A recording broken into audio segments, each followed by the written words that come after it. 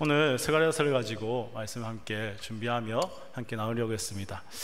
이 말씀을 준비하면서 제가 방향성을 잡았었는데 또 찬양하며 기도하는 가운데 또 하나님께서 주시는 그 마음이 달라지는 것 같습니다. 그래서 그 마음을 함께 나누고자 하는데 정말 하나님의 은혜 가운데서 정말 하나님이 역사하셔서 하나님의 말씀을 선포해 주시기를 간절히 소원합니다. 요즘에 TV를 보면서 뉴스를 바라보면 참 마음이 힘듭니다. 좋은 소식들이 그렇게 많지 않기 때문입니다. 정말 악재가 겹친다고 해야 될까요? 우리나라에도 정말 어려움들이 몰아서 계속해서 닥치는 것 같습니다. 정말 우리 이 코로나 바이러스 때문에 정말 힘들어한 것이 엊그제 같은데 그 일이 시작되고 정말 온 국민이 많이 힘들어했습니다. 그런데 그 일이 생기고 또 이제 경제가 어려워지기 시작하는 것이죠. 정말 삶의 피폐함, 어려움 이러한 것들 때문에 또 많이 힘들었습니다.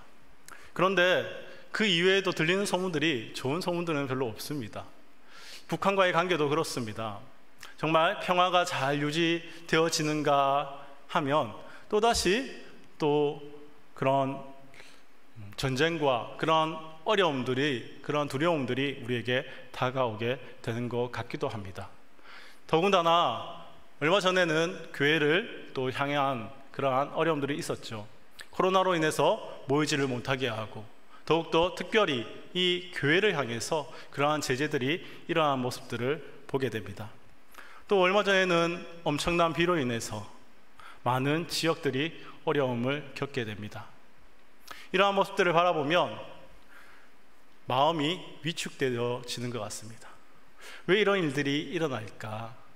정말 이런 일들이 생길 때마다 또 교회를 향한 그러한 공격들이 있을 때마다 우리의 마음은 자꾸 위축되고 힘들어지는 것 같습니다. 그뿐이 아닙니다. 지금 악법들을 만들려고 하는 그러한 노력들도 일어나고 계속해서 세상에서 일어나는 도전들을 바라보면 정말 갈수록 우리가 더 힘들어지겠구나 하는 그런 마음들이 우리에게 일어납니다. 우리는 그러면 어떻게 될까요? 우리의 마음은 위축되겠죠. 우리는 힘들겠죠. 그리고 점점 더 정말 신앙을 지켜나기가 힘들어진다는 것입니다. 그런 우리에게 하나님께서 오늘 말씀을 주시는 것 같습니다. 하나님이 주시는 그 말씀들을 잘 들으실 수 있기를 바랍니다. 못난 나무가 숲과 산을 지킨다는 말이 있습니다. 요즘 사람은 예전처럼 산에 가서 땔감을 구하지 않죠. 그러나 예전에는 집을 지을 때 그리고 땔감으로 목재를 구할 때 내 선조들은 늘 산에 가서 필요한 나무를 구하게 됩니다. 어떤 나무는 정말 집을 짓기에 참 좋은 올곧은 그런 나무가 있고 어떤 나무는 정말 불이 잘 지펴져서 정말 우리가 따뜻한 불을 얻을 수 있는 좋은 목재가 있기도 합니다. 그 목재마다 필요와 쓸모에 따라서 모든 사람들이 그 목재를 베어가게 되는 것이죠. 그러면 결국 남는 나무는 어떠한 나무일까요? 못나고 쓸모없는 그러한 나무가 산에 남아있게 됩니다. 하지만 사람의 눈에는 쓸모없고 값이 없어 보이는 그러한 나무, 그런데 이 나무가 정말 쓸모가 없을까요? 이 나무가 있으므로 숲이 보존된다는 것입니다. 이 나무가 있으므로 산이 보존된다는 것입니다. 이 쓸모없어 보이는, 못나 보이는 이 나무가 땅속 깊이 뿌리를 내리고 이 집안을 든든히 붙잡아 주기 때문입니다. 우리가 생각지도 못한 그러한 유익들을 우리는 쓸모없다 여기는 그 나무를 통해서 누리게 되는 것입니다. 오늘 우리가 이러한 시점을 가지고 오늘의 본문을 함께 살펴보기를 원합니다.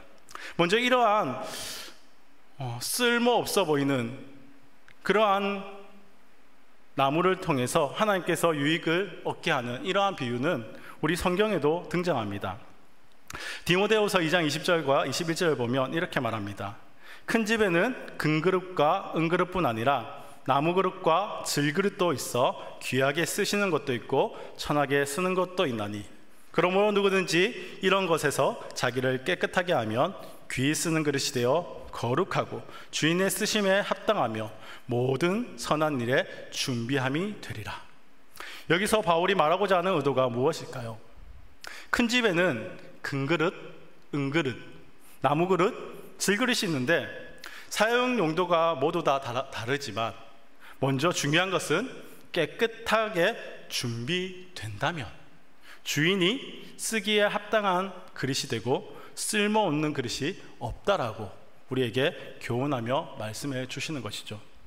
이러한 관점에서 우리가 스가랴 4장 6절에서 10절 말씀을 보도록 하겠습니다. 본문의 배경을 잠깐 살펴봅니다. 이스라엘이 바벨론에 의해서 BC 586년에 멸망을 하게 됩니다. 그리고 539년 페르시아 고레스 왕 때에 이스라엘의 포로들이 고국으로 귀환을 하게 되는 것이죠. 그때 536년에 이스라엘의 정치적 지도자인 스룹바벨이 함께 오게 되며 성전을 건축하기 시작합니다. 이스라엘 백성이 성전을 건축한다는 것은 그들에게 있어서 매우 큰 의미를 가집니다. 하지만 성전 건축이 시작되고 2년이 채 되지 않아서 사마리아인들에 인해서 성전 건축은 중단되고 맙니다. 사마리아인들이 페르시아 왕에 가서 만약 이들이 성전을 건축하게 되면 세금도 안 내고 그리고 스스로 독립하려 할 것입니다 라고 거짓으로 보고를 했기 때문입니다. 결국 이 거짓말 때문에 16년 동안 성전을 건축하지 못하는 사건이 발생합니다. 하지만 단순히 이스라엘 백성들이 이 사마리아인들의 반대와 모함 때문에 성전을 건축 못했던 것일까요? 꼭 그렇지만은 않다는 것입니다. 다른 면의 이유를 찾아보면 이스라엘 백성들 안에 내면에 문제가 있었다는 것입니다. 포로에서 귀환한 이들이 성전을 건축하기 시작했을 때 막상 이 성전 건축을 하려고 하니 그들이 가진 것이 너무 없었던 것이죠. 성전을 건축할 재료도 변변치 않고 돈과 인력도 부족합니다.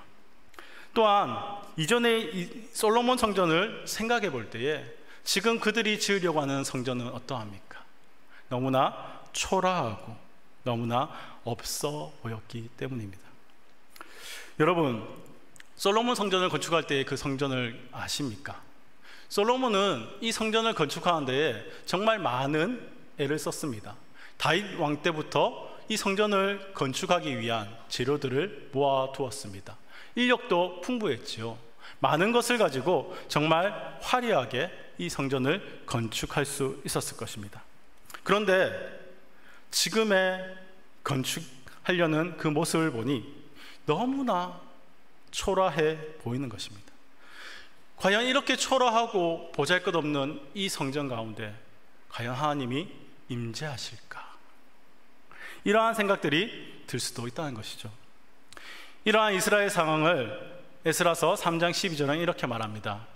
제사장들과 레위 사람들과 나이 많은 족장들은 첫 성전을 보았으므로 이제 이 성전의 기초가 놓임을 보고 대성통곡하였으나 여러 사람은 기쁨으로 크게 함성을 지르니.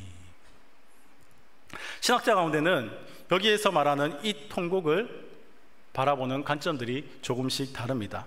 어떤 신학자들은 이 통곡을 이제 하나님이 곧 있으면 임재하게 될 그것으로 바라보고 그 감격에 기뻐하며 정말 이 포로 시절 동안 내가 겪었던 그러한 어려움들 정말 이런 것들을 다 떠올리면서 이제는 하나님이 함께 해주시겠지, 이 기쁨과 감격 속에 통곡을 하였다라고 보는 학자들도 있습니다.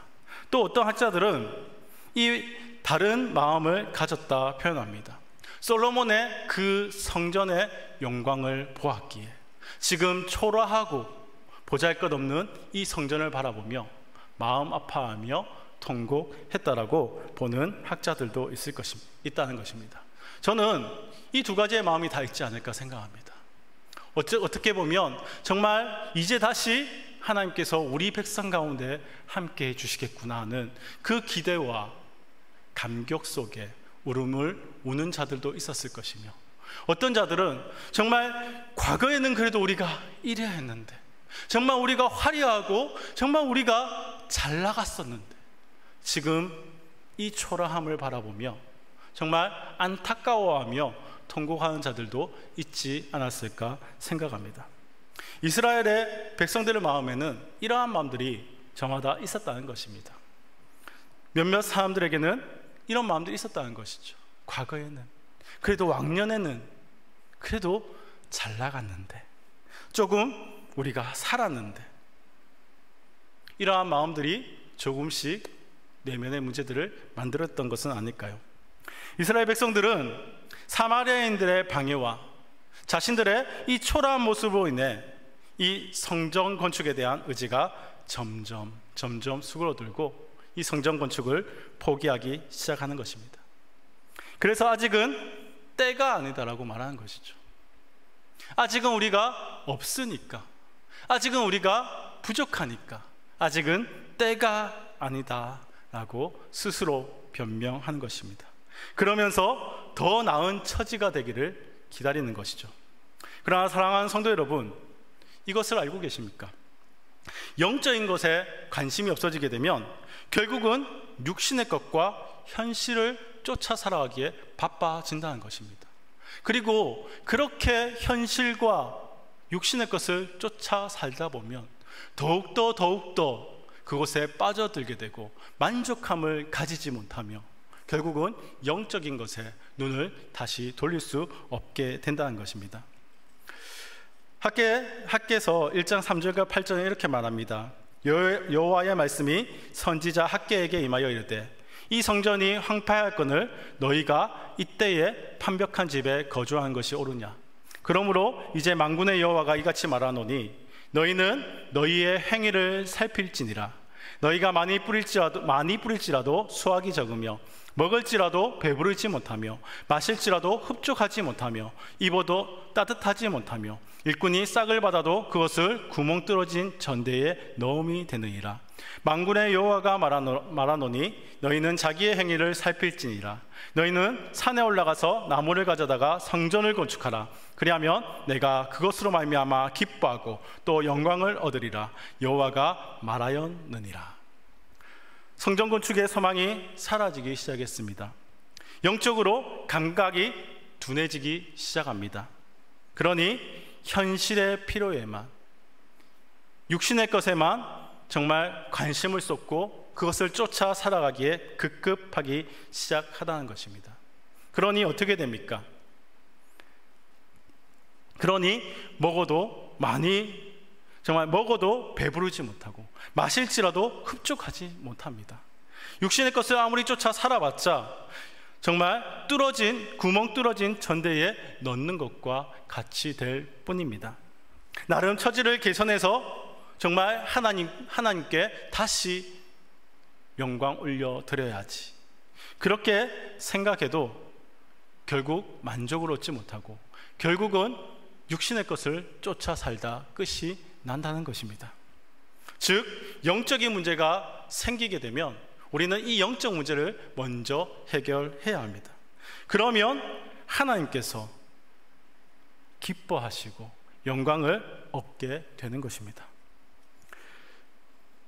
모든 일이 영적 문제의 결과라고만 볼 수는 없습니다. 그러나 적어도 우리에게 환경이 바뀌어지고 어려움이 생긴다면 우리는 우리의 삶을 돌아보는 지혜가 우리에게 필요하다는 것입니다. 이와 같은 교훈을 오늘 우리 시대의 편으로 바꾸면 영적 문제가 생기면 열심히 일해도 만족이 없다는 것입니다. 열심히 돈을 벌어서 저축을 해도 밑빠진 독에 물을 붓는 것처럼 빠져나가게 됩니다. 정신을 못 차리게 됩니다. 실제로 우리가 경험하는 것처럼 우리가 때로는 사고 때문에, 때로는 질병 때문에, 국내나 국제의 금융 상황 때문에 그러한 상황이 변화됨으로 돈의 가치가 떨어지고 정말 우리가 열심히 매달렸던 이 직장을 잃어버리기도 하고 사업이 한순간에 망하기도 합니다. 여러분, 이럴 때 원인을 어디에서 찾을 수 있을까요? 물론 주변에서 그 원인을 찾을 수도 있습니다. 그러나 우리는 우선적으로 우리가 하나님과의 관계는 문제가 없는지 돌아봐야 합니다. 정말 이러한 내가 매달리는 그것 때문에 내가 그것에 정신 차리지 못하고 살아감을 통해 하나님을 발견하지 못한 나의 삶이라면 어쩌면 그것 때문에 우리가 이러한 삶을 살 수 있기 때문입니다.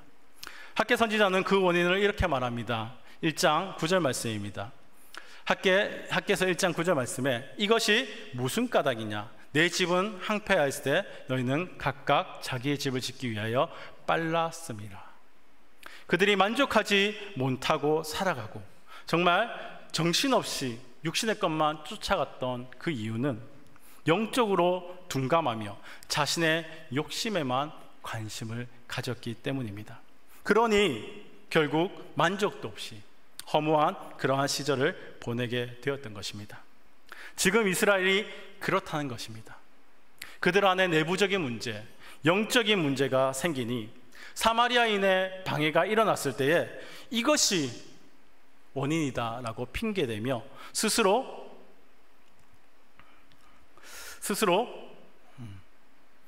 그 하나님의 문제들을, 영적 문제들을 하나님의 일들을 하는 것을 쉽게 포기하고 좌절해 버린 것입니다. 스스로 자신들은 초라하다, 나는 작다 여기며 그렇게 포기해 버리는 것이죠. 그렇게 이스라엘이 움츠려 있는 가운데 그렇게 낙심하고 있을 때 하나님께서 하신 일이 바로 오늘 본문에 기록되어 있는 것입니다. 나는 작아서, 나는 초라해서 할 수 없어. 하나님을 바라보지 못하고 현실을 바라보며 현실에 목매어 살아가는 정말 영적으로 메말려 있는 이 이스라엘에게 하나님께서 행하신 일, 스가랴를 통해서 말씀을 전해주십니다. 스가랴에게 8가지 환상 중 5번째 환상을 보여주시며 낙담에 빠진 이 스룹바벨을 위로하시고 힘을 주십니다. 그를 통해 이스라엘에게 하나님의 말씀을 전하게 하십니다. 또 이것은 이스라엘을 위로하는 일이기도 합니다. 하나님께서 스룹바벨에게 뭐라고 말씀하셨을까요? 오늘 본문 6절에서 7절입니다. 그가 내게 대답하여 이르되 여호와께서 스룹바벨에게 하신 말씀이 이러하니라. 만군의 여호와께서 말씀하시되 이는 힘으로 되지 아니하며 능력으로도 되지 아니하고 오직 나의 영으로 되느니라. 큰 산아 내가 무엇이냐? 내가 스룹바벨 앞에서 평지가 되리라. 그가 머릿돌을 내려놓을 때에 무리가 외치기를 은총이 그에게 있을지어다 하리라 하셨고, 하나님께서 낙담에 빠져있는 이 스룹바벨에게 너의 능력과 힘이 아닌 오직 하나님의 영으로 된다라고 말씀하십니다. 초라해 보이는, 정말 그래서 할 수 없다 말하는 그 이스라엘에게 하나님께서 말씀하시길 너의 능력과 힘이 아닌 오직 하나님의 영으로 된다라고 말씀하십니다. 그리고 2가지 더 말씀하십니다. 첫째는 이것입니다. 큰 산이 평지가 되리라. 지금 이스라엘 백성에게 큰 산이 무엇입니까? 페르시아이고 사마리아인들 아닙니까? 그런데 하나님께서 그들을 평지와 같이 만들어 버리신다고 말씀하십니다. 2번째, 이어서 하나님께서 스룹바벨에게 머릿돌을 가져오라고 하십니다. 머릿돌은 2가지 종류가 있습니다. 첫째는 건물을 지을 때 처음 놔두는 기초돌입니다. 이것을 모퉁이 돌 또는 코너스톤이라고 이야기하죠. 그리고 2번째 의미는 파이널 스톤입니다.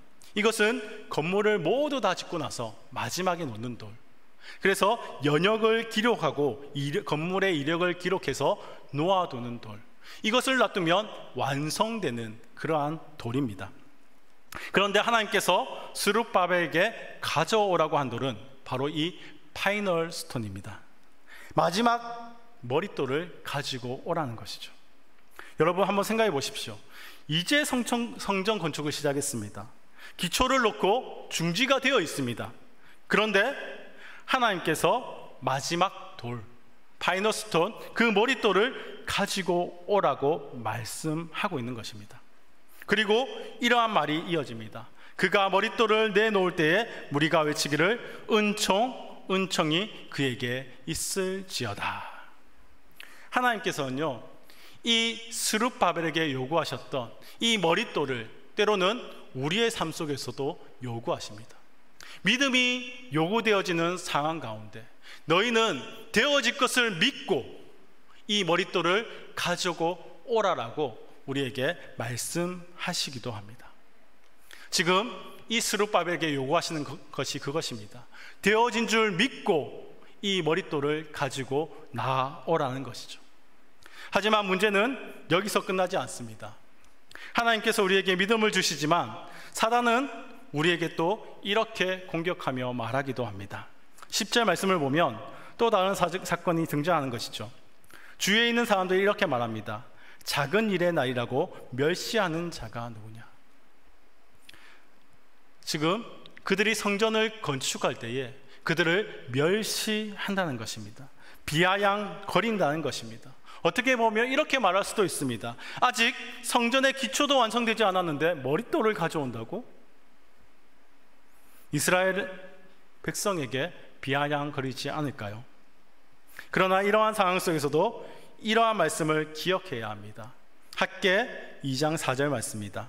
그러나 여호와가 이르노라 스룹바벨아 스스로 굳세게 할지어다. 여호사닥의 아들 대제사장 여호수아야 스스로 굳세게 할지어다. 여호와의 말이니라 이 땅 모든 백성아 스스로 굳세게 하여 일할지어다. 내가 너희와 함께하노라 만군의 여호와의 말이니라. 학개 2장 9절 말씀입니다. 이 성전의 나중 영광이 이전 영광보다 크리라. 만군의 여호와의 말이니라. 내가 이곳에 평강을 주리라. 만군의 여호와의 말이니라. 결국 역사는 어떻게 일어납니까?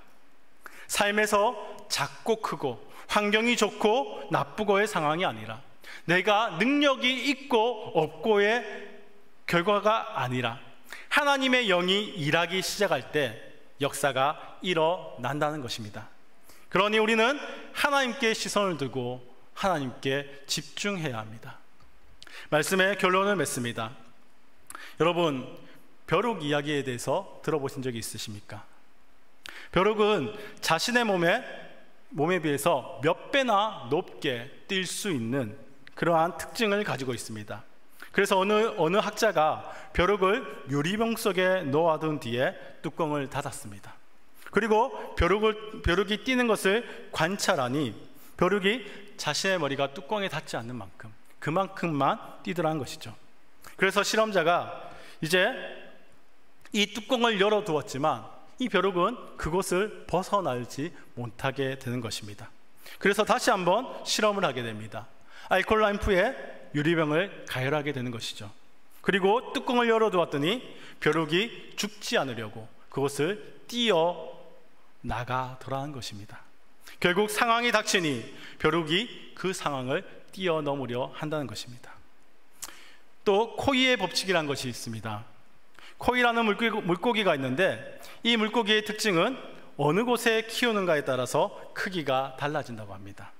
조그만 어항에 놓아두면 어항에 살만큼의 크기로 자라고 바다에 키우면 바다에서 살만큼의 크기로 자란다는 것이 코이의 법칙입니다. 결국 생각하고 꿈을 꾼 대로 자란다는 교훈의 법칙인 셈이죠. 그렇다면 오늘 스룹바벨에게 있는 말씀 그리고 벼룩, 코이의 법칙의 공통점이 무엇일까요? 낙심하지 말라는 것입니다. 제한하지 말라는 것입니다. 보잘것없어 보이고 희망이 없어 보이고 그것이 중요하지 않습니다. 보잘것없는 나무가 산을 지킨다고 했습니다. 보잘것없이 보이고 초라해 보이는 나의 삶이지만 주어진 환경을 극복할 수 있게 된다는 것입니다. 어떻게요?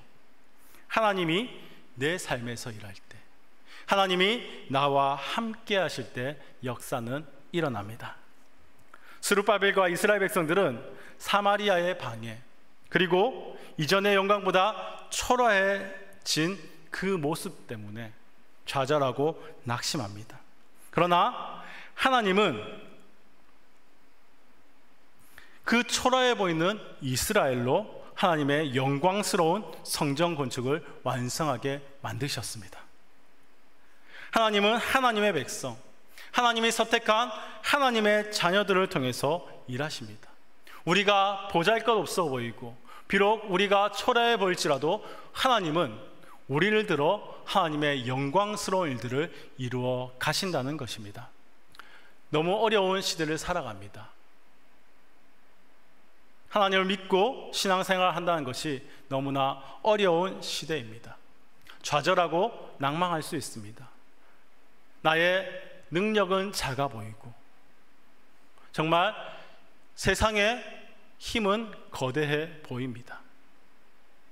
그러나 그 거대함을 하나님이 이기십니다. 정말 초라해 보이는 나이지만, 정말 보잘것없는 우리이지만, 정말 세상에 비해 작아 보일 수 있는 교회이지만 하나님은 하나님의 선택하신 그 백성들을 통해 하나님의 놀라우신 일들을 행할 것입니다. 지금 위축되어 있는 이 이스라엘을 바라보며 스룹바벨에게 이야기하신 그 하나님의 말씀은 너희의 능력에 있지 아니하고 하나님의 영에 있다 말씀하십니다. 너희를 통해 그 일을 완성할 거라 말씀하십니다. 우리는 성전을 짓는 자들은 아닙니다. 그러나 이 땅 가운데 하나님의 나라를 세워가는 그 하나님의 사명을 감당하는 자들입니다. 이 세상에 우리가 부족해 보일 수 있지만 그 부족한 우리를 통해서 하나님은 하나님 나라를 완성해 가실 것입니다. 이것을 우리에게 말씀해 주고 있습니다. 그러니 낙심하지 마십시오. 그러니 주저하지 마십시오. 하나님께서 우리를 통해 일하실 것입니다. 과거 고등학생 때 저는 혼자서 감당하기 힘든 그러한 일이 있었습니다. 가족에게 너무나 큰 어려움이 닥쳤습니다. 제가 이 어려움을 극복해 보려고 이 사람 저 사람 모든 사람을 찾아갔습니다. 좀 도와주세요. 좀 도와주세요. 그러나 저에게 돌아온 대답은 그래 내가 도와줄게 라는 대답은 돌아오지 않았습니다.